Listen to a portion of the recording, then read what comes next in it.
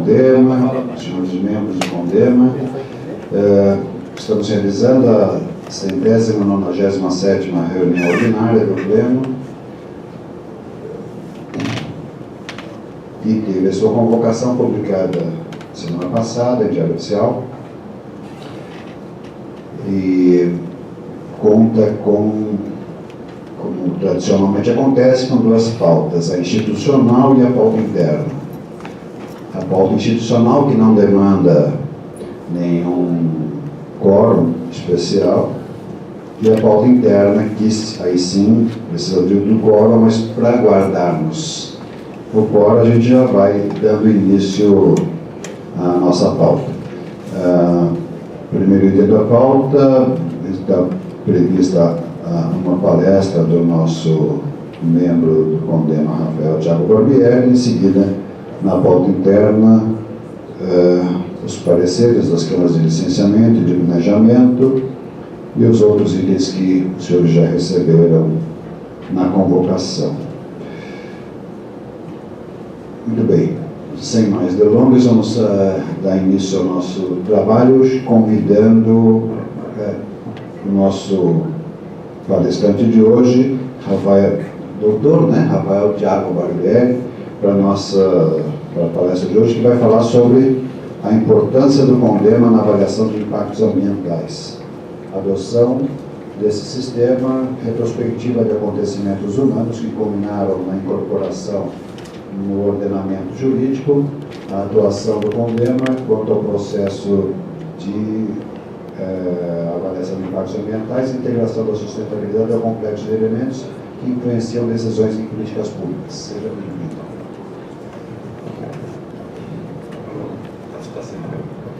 Boa tarde a todos. Conseguem ouvir aí no fundo? Está pegando o teu... Tranquilo? Melhorou? Boa tarde a todos, boa tarde ao presidente. Queria agradecer primeiramente o convite, né, de poder estar aqui nessa casa, trazendo uma reflexão, um pensamento, né, um ponto de vista que eu vim dividir com vocês. Eu sou engenheiro florestal de formação, atualmente estou trabalhando na Via Vitri, uma empresa de consultoria e engenharia, e também tenho atuação voluntária na Guardinha de Campinas e aqui nesse conselho. Trabalho desde 98 com as questões ambientais, né, já trabalhei com o setor privado, já trabalhei com o setor público, atuei bastante também no terceiro setor, e minha intenção hoje, para vir falar de impactos ambientais, avaliação de impactos ambientais, é tentar amarrar esses três pontos, né, puxar a marra do setor público, privado e do terceiro setor, porque cada um de nós aqui veio para o conselho com uma demanda, né? Tem um objetivo, tem um interesse em estar aqui participando do conselho, né? E isso é louvável, né? Cada um correr atrás do seu interesse. Mas eu acho que a gente consegue ainda puxar uma amarra, um ponto em comum, né, que compreenda todos nós, para que a gente consiga ter uma atuação mais efetiva perante o conselho. Beleza? Para isso, pessoal, eu vou fazer uma reflexão. Vou voltar um pouquinho no tempo aí, e depois qualquer dúvida a gente deixa para o final, beleza? Bom, vou começar no começo então, né? Começar pelo começo. 5 milhões de anos atrás, segundo a teoria, deu os primeiros acontecimentos que fez surgir o que a gente chama de planeta Terra. Depois de uma grande explosão, os pedaços de matéria foram se chocando, se aglutinando, formou a nossa esfera, e depois, com a chegada da água, proporcionou o surgimento da vida no planeta. Pode passar. Apenas há 200 mil anos atrás, surgiu a nossa espécie, segundo a teoria também.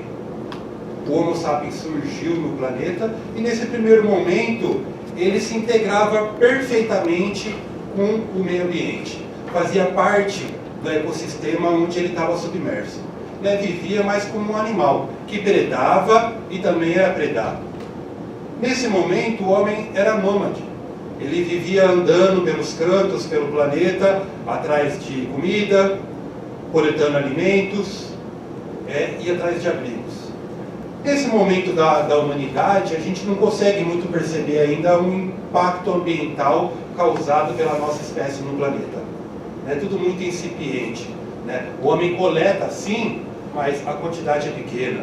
Ele caça sim, preda sim, mas a quantidade é pequena. Ele consegue viver ainda em sintonia com a natureza.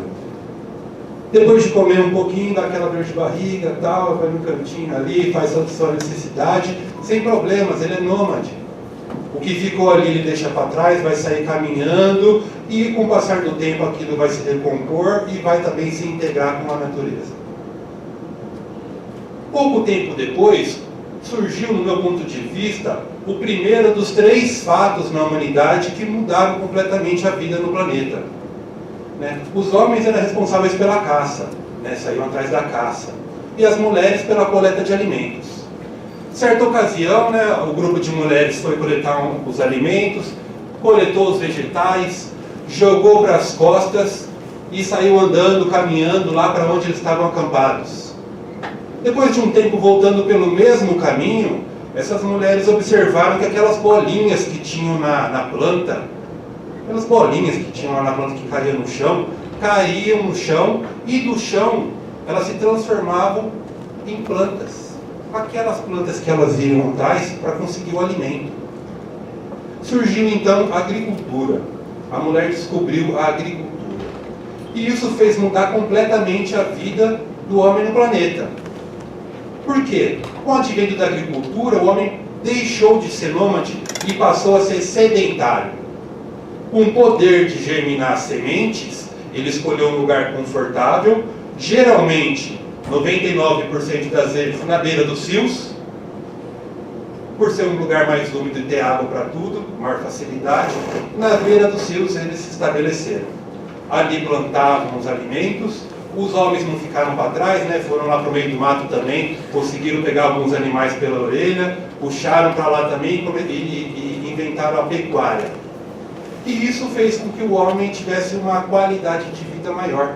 Tinha alimento disponível, poderia se abrigar, construir barreiras para não ser ameaçado por outros animais. E esse conforto fez com que a espécie desse sua primeira demonstração de que poderia crescer enormemente. Nesse momento começaram a surgir os primeiros impactos ambientais. Se a gente não é nômade, se a gente se fixa num lugar só, a gente acaba explorando aquele ambiente, preferencialmente onde a gente está ocupado. Então a gente explora aquela terra, a gente explora os animais no entorno, e quando bate aquela vontade de ir no banheiro, a gente escolhe um cantinho ali e vai. Só que a gente não sai andando de novo. Na próxima vez que der vontade de novo, a gente vai para o mesmo cantinho. E a outra pessoa também, outra pessoa também, outra pessoa também. A hora que vai ver, tem um monte de dejetos humanos na beira do rio, que era onde surgiram os primeiros acampamentos, causando os primeiros impactos ambientais causados pelo homem. Beleza, descobriu o plantio, a agricultura. Vou plantar milho, vou plantar mandioca. Quanto? Quanto que eu planto de milho? Quanto que eu planto de mandioca? A falta de conhecimento fez com que o homem extrapolasse. Falou, vou plantar o quanto der aí, o quanto der eu vou colher. Começou a surgir então o excedente, o que eu tenho a mais do que eu preciso. Isso possibilitou as trocas entre os grupos humanos. Só que também demandou uma procura cada vez maior por território para fazer os plantios. E isso com certeza geraria conflitos. Pode passar, por favor. Não, pode voltar, desculpa, não vi que você tinha passado. Na Idade Antiga, 4.000 anos antes de Cristo, surgiram as grandes civilizações por conta da agricultura. Né? Sustentados pela descoberta da agricultura, propiciou que surgissem grandes impérios. Os grupos humanos foram se juntando, somando forças e batalhando por território. Os mais notáveis foram os impérios egípcios, grego e romano, que dominaram ali boa parte do planeta. Estima-se que nesse momento, né, no ano 1 depois de Cristo, o planeta já contava com 170 milhões de pessoas. Um crescimento gigantesco, proporcionado pela descoberta da agricultura. Pode passar. Pouco mais tarde, na Idade Média, com o aparecimento do feudalismo, a gente sentiu um pouco na pele o que seriam os desequilíbrios ambientais. Com o avanço da fronteira agrícola, na Idade Média desenvolveu bastante a agricultura. Foram inventados um moinho para processar os alimentos com maior facilidade, alguns arados, equipamentos para facilitar o trabalho com a terra, e isso fez expandir bastante a questão agrícola. E a agricultura só pode se dar em terra. Onde eu tenho floresta, pensavam eles que não teria como fazer agricultura. Então o que a gente fazia? Simples.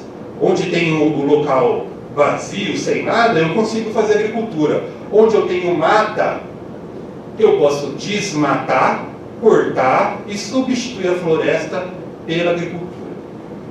Acontece que a experiência nos mostrou que não é bem assim. A natureza também tem os poderes dela. Nisso de entrar para a floresta, desmatar e causar um desequilíbrio ambiental, com a mortalidade de vários animais, e também somado à falta de saneamento básico, porque todo mundo que queria ir no banheiro ia no cantinho ali também, fez surgir um mosquitinho que vivia em sintonia, em equilíbrio na floresta. Com esse desequilíbrio causado pelo ser humano, esse mosquitinho aumentou demais sua população e começou a transmitir doenças. A mais conhecida foi a peste negra, que dizimou boa parte da Europa. A gente sentiu então um pouco do poder da natureza, sentimos que não é bem assim, a gente não pode fazer o que a gente bem entender, porque a natureza ela vem sempre e cobra da gente o preço. Começaram a se acentuar os problemas ambientais, os desequilíbrios ambientais. E isso fez com que o homem também se atrevesse um pouco a sair da Europa em busca de novas terras, para explorar novas terras onde não houvessem pragas, onde não houvesse pestes e tudo mais. Na Idade Média, a estimativa é que a gente estava com 177 milhões de pessoas habitando o planeta. Segundo acontecimento que mudou a vida da Terra. O primeiro foi a agricultura, do meu ponto de vista, o segundo foi o surgimento da Revolução Industrial, as máquinas a vapor. Com o surgimento das máquinas a vapor, apareceram vários problemas. Primeiro problema, máquina a vapor, a princípio, funcionava com madeira, com lenha. Para eu ter lenha, eu preciso ir na mata e cortar a floresta. Destruição de habitats, perda de biodiversidade. Segundo ponto, essa madeira que eu queimava se tornava gás carbônico, que gerava poluição e começava a acentuar o aquecimento global. Terceiro ponto, o que eu demorava antes meses para produzir manualmente, eu comecei a produzir muita quantidade em poucas horas. Então eu comecei a explorar os recursos naturais numa velocidade muito grande. Muito grande. Com isso surgiram as grandes indústrias, as máquinas a vapor, os trens a vapor, que tiveram também sua parcela de culpa nos impactos ambientais, porque levavam o desenvolvimento do litoral para o interior dos continentes. Como houve aqui em Campinas, temos aqui a estação ferroviária, que trouxe diversas indústrias. Quando surgiu a estação ferroviária, vieram vários imigrantes e trouxeram indústrias para cá também, levando o desenvolvimento para o interior. E isso, com o passar do tempo, gerou um alto consumismo pela toda a humanidade.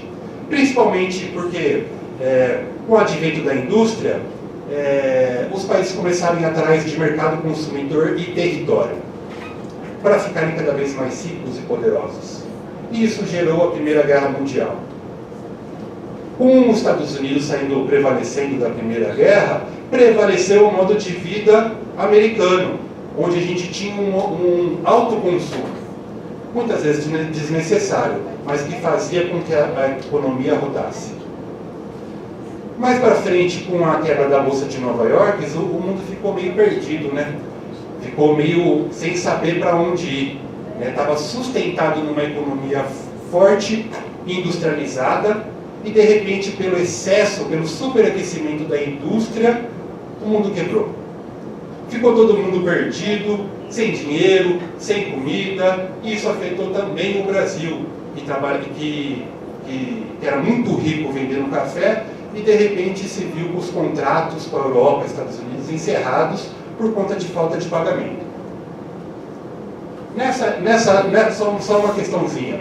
Nesse ponto, na Idade Moderna, a gente já está com mais ou menos 830 milhões de pessoas no mundo. Isso é, se a gente fazer uma reflexão agora rápida, a humanidade demorou mais ou menos 200 mil anos, desde que surgiram os Homo sapiens, demorou mais ou menos 200 mil anos para atingir o primeiro bilhão de pessoas. Beleza? Vamos passar. Com o mundo em crise, surgiu a Segunda Guerra Mundial.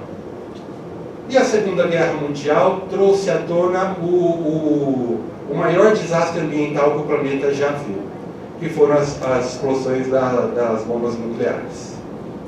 Depois disso, o homem já começou a ficar meio ressabiado com esse tal de desenvolvimento, né? Porque de um lado gera dinheiro, gera riqueza, mas por outro lado pode ser que gere problemas para a nossa espécie, né? A explosão da bomba nuclear e o poder de mortalidade dela fez o homem repensar muita coisa, né, em relação à própria humanidade. Além disso, surgiram outras questões. No pós-guerra, depois que terminou a guerra, as indústrias focaram sua produção para a agricultura. E boa parte dos artefatos que eram produzidos na época de guerra foram moldados para a agricultura. As bombas químicas, no caso, foram diluídas e viraram os pesticidas, herbicidas, fungicidas. E isso agravou também a questão ambiental. Nos Estados Unidos ocorreu um evento chamado de Primavera Silenciosa. Eu não sei se todos sabem, mas para ter o alimento, o fruto, a planta para gerar o fruto, ela precisa dar a flor. A partir da fecundação da flor, se gera o fruto. De tanto usar inseticidas nos Estados Unidos, teve uma primavera que simplesmente não surgiram flores. Não surgiram. Mudou a fisionomia das plantas. E a falta das flores acarretou a falta de alimentos. Viveram uma época muito difícil com esse evento aí. Com a televisão já funcionando, o mundo inteiro viu esse evento. Virou até livro, né? Primavera Silenciosa. O mundo inteiro acompanhou esse evento e nos cantos, nos bares, nas conversas, nas rodas, o pessoal comentava: "Oh, você viu lá? Oh, acho que o mundo tá meio... O mundo vai acabar, hein? O mundo tá meio balançado aí, não sei não." No Japão também, as indústrias despejavam os efluentes direto no mar. E teve uma contaminação gigantesca de mercúrio na Baía de Nagata. Matou milhares de pessoas. Matou peixe, matou vida marinha, matou tudo. O pessoal olhou também pela TV e falou: "Opa, o mundo está meio na corda bamba, o mundo aí acho que vai padecer." Na Inglaterra também houve um grande evento chamado Grande Nevoeiro. Durante um certo tempo, a cidade ficou coberta por uma cortina de fumaça por conta das indústrias. Olha a foto, como é que está o guarda ali. Impossível de respirar. Em menos de um mês morreram mais de 10 mil pessoas. 12 mil ficaram em estado grave. O mundo inteiro olhou isso pela TV e falou: "Opa, o mundo está ambiado aí, vai acontecer coisa pior." De repente, no meu ponto de vista, o terceiro acontecimento que mudou a vida do homem no planeta. Primeiro, a União Soviética, né, conseguiu aí durante a Guerra Fria sair do planeta e fazer a primeira viagem por fora do planeta. E depois, os Estados Unidos conseguiu alcançar a Lua, né, pisou na Lua, enfim.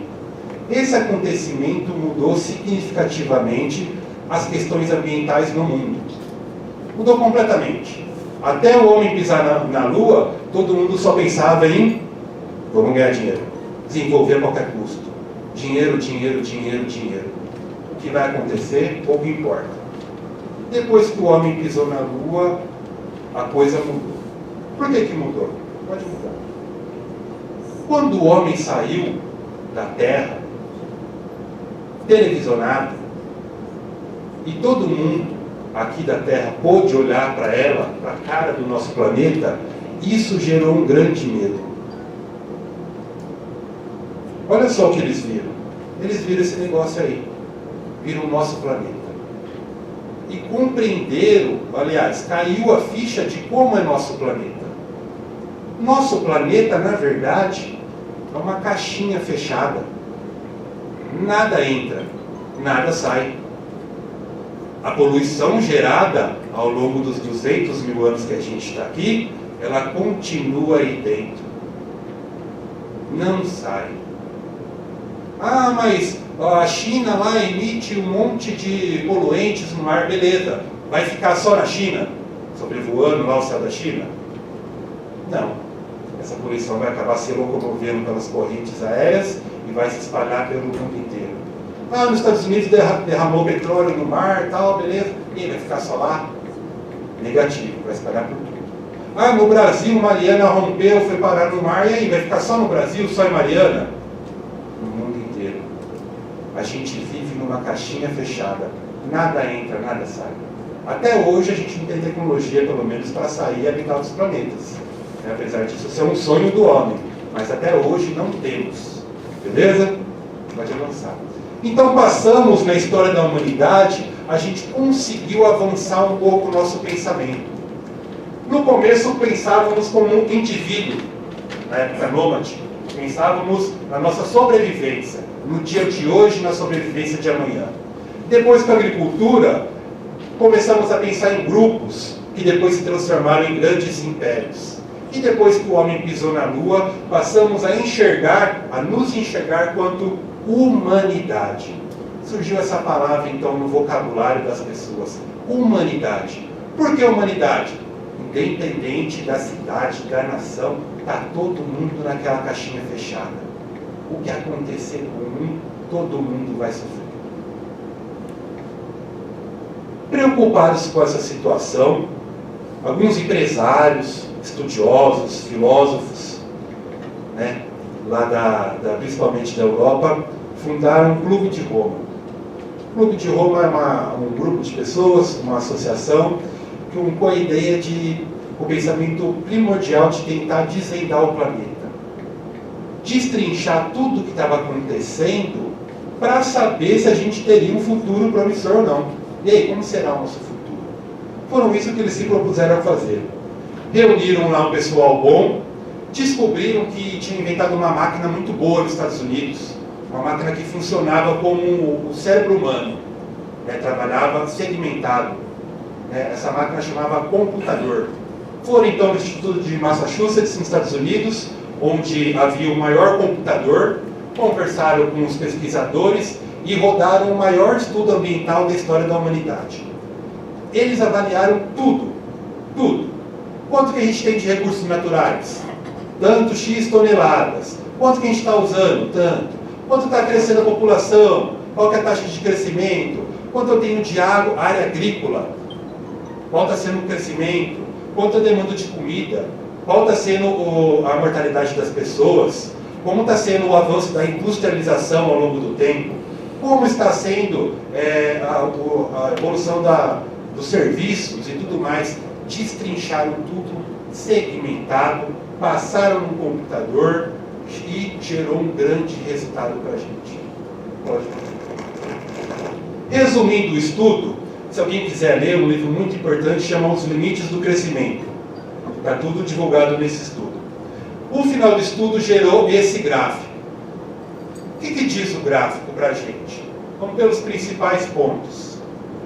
Analisando o desenvolvimento da espécie humana com dados reais, desde 1900 até então, 1970, quando foi feito esse estudo, e projetando o crescimento para frente, eles chegaram num ponto, que seria mais ou menos em 2011, que haveria um grande colapso na humanidade. grande colapso.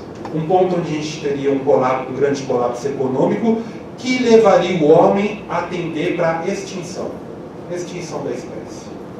O gráfico aponta aqui a quantidade de recursos naturais, nossa, é grande, mas com a velocidade que ele vem sendo consumindo, está diminuindo. E por volta de 2011, eu terei problemas.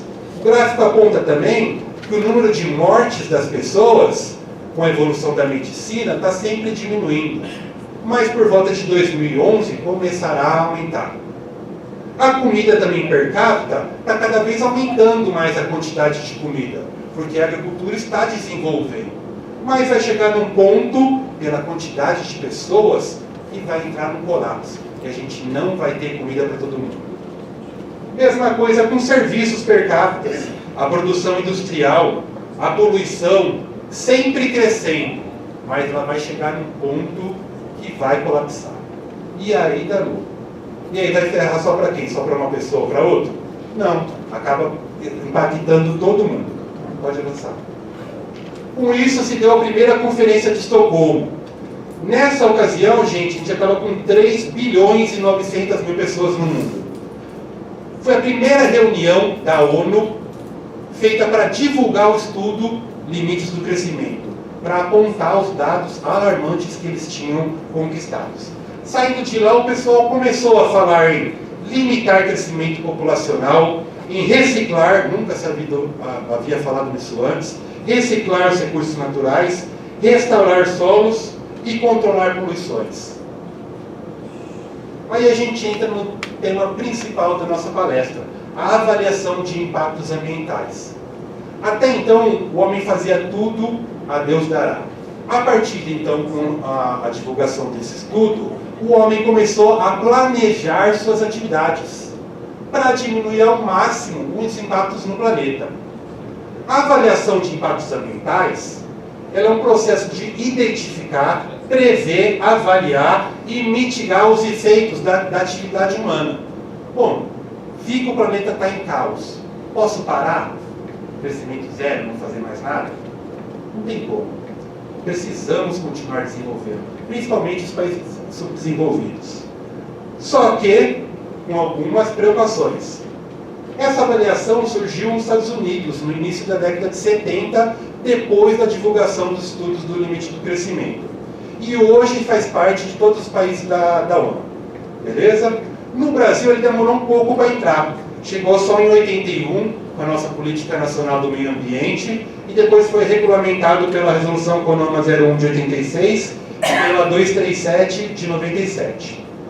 Já na nossa Política Nacional do Meio Ambiente, já se prevê a formação de um conselho como o nosso. Lá no artigo 6º está lá. O CISNAMA é também composto por um órgão ou entidade municipal responsável pelo controle e fiscalização das atividades capazes de provocar a degradação ambiental. Esses somos nós. Esses somos nós. É o papel do nosso conselho frente à situação do mundo. E que seria de fato o impacto?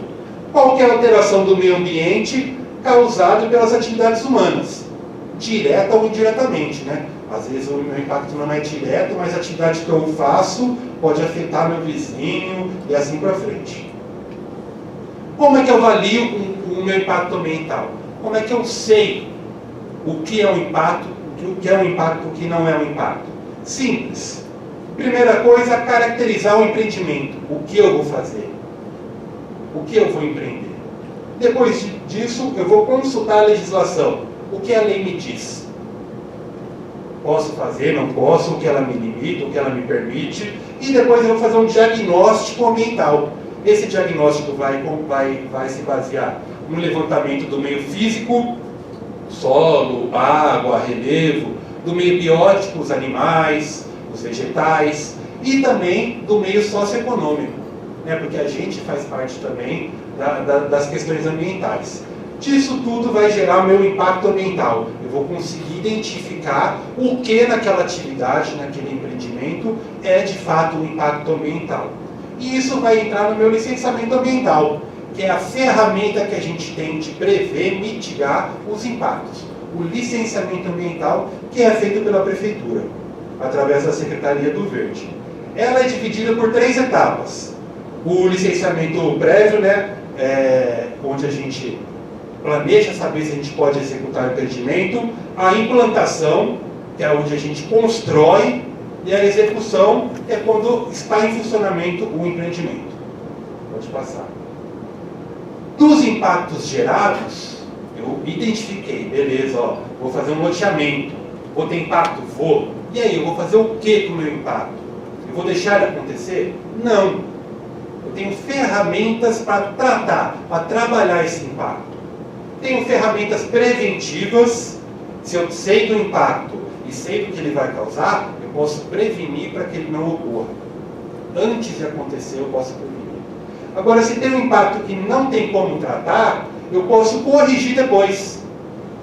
Há impactos que eu posso corrigir. Mudar o traçado de um rio, depois eu posso corrigir. Agora, tem impactos também que não são irreversíveis, que eu não posso fazer nada, mas posso compensar depois. Se eu desmatei uma área aqui, não vai ter como, e vou instalar um empreendimento, não vai ter como revegetar. Eu vou revegetar outra área, vou compensar em outra área. Então eu posso trabalhar ele nessas 3 esferas. Na nossa atuação do Condema, como que a gente atua aqui para trabalhar em relação aos impactos ambientais? Primeiro de tudo, a gente analisa as licenças ambientais de atividades potencialmente poluidoras. O Conselho tem uma Câmara Técnica de Licenciamento Ambiental. Através dela, a gente analisa protocolo por protocolo do licenciamento ambiental, para a gente dar o nosso parecer, enquanto Condema, se aquela atividade pode ser executada.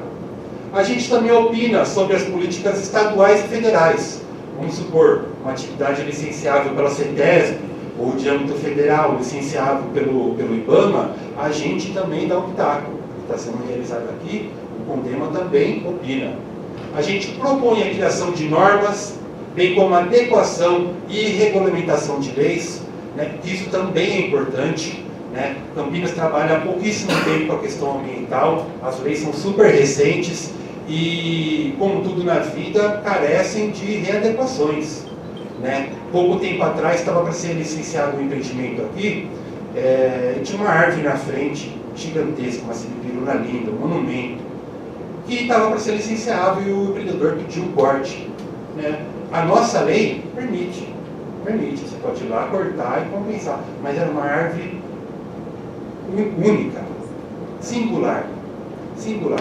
Em relação a isso, a Tereza foi atrás do Ministério Público, conseguiu que o Ministério Público revertesse a situação, o empreendedor concordou e hoje a gente tem a notícia aí que a árvore não vai ser cortada.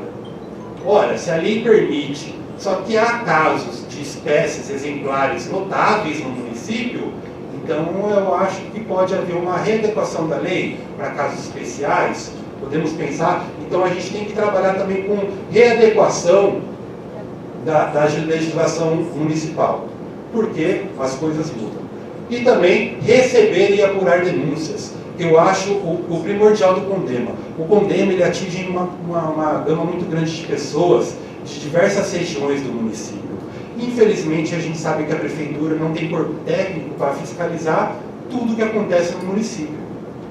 Só que tem nós, quanto Condema, como braços extensores, para cada um na sua região, estar de olho aberto ali também, olhar os impactos que estão acontecendo, os empreendimentos novos, alertar o Conselho para que a gente aqui consiga dar andamento nisso. Pode passar? Em relação à humanidade, como é que a gente está? Como é que a gente ficou? 20 anos depois daquela reunião de Estocolmo, que divulgou os limites do crescimento, a gente fez outra reunião quanto ONU, a segunda reunião da ONU para discutir meio ambiente, chamada de ECO 92, no Rio de Janeiro. Nesse ponto estávamos com 5 bilhões e 200 milhões de pessoas no mundo. 20 anos depois, meio ambiente, você pode deixar para o lado, né? Deixa para lá, só depois de 20 anos você vai discutir.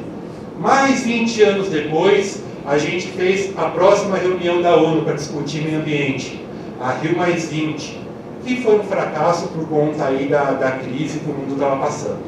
Nesse ponto, Rio mais 20, o mundo estava com 7 bilhões e 100 milhões de pessoas. Uma reflexão, a gente demorou 200 mil anos para chegar no primeiro bilhão de pessoas.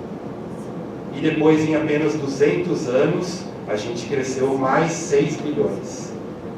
Então, o crescimento da população é um dos principais gargalos aí do prosseguimento da humanidade.